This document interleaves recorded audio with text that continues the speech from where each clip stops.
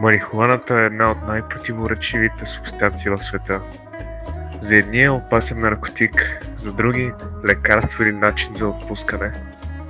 Но истината не е толкова проста.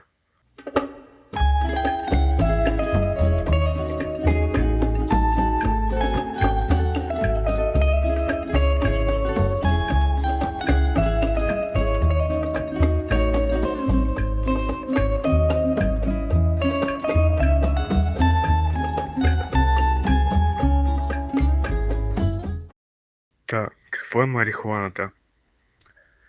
Марихуаната е растение от рода канабис, което се използва от човека от хиляди години. От него се извличат различни вещества, които се използват както в медицината, така и с развлекателна цел. Най-често употребяваната част на растението са изсушените му цветове, които съдържат активни съединения. Поради широкото си разпространение и дълга история на употреба, марихуаната е обект на различни закони и обществени мнения в различните държави. Но как действа марихуаната? След употреба, активните вещества в марихуаната достигат до мозъка и влияят на начина, по който човек възприема света около себе си. Това може да доведе до чувство на спокойствие и отпускане, но също и до промени в концентрацията, възприятията и настроението.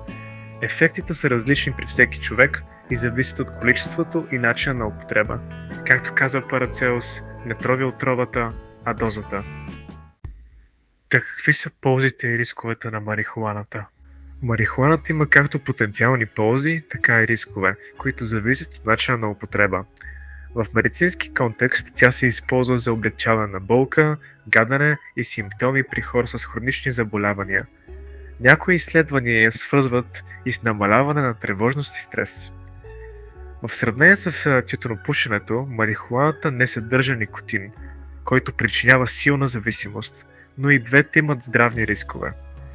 Съществуват различни мнения относно забраната й. Според някои, тя може да насочва хората към нелегални пазари, където се срещнат и по-опасни вещества. Затова и марихуаната остава спорна тема.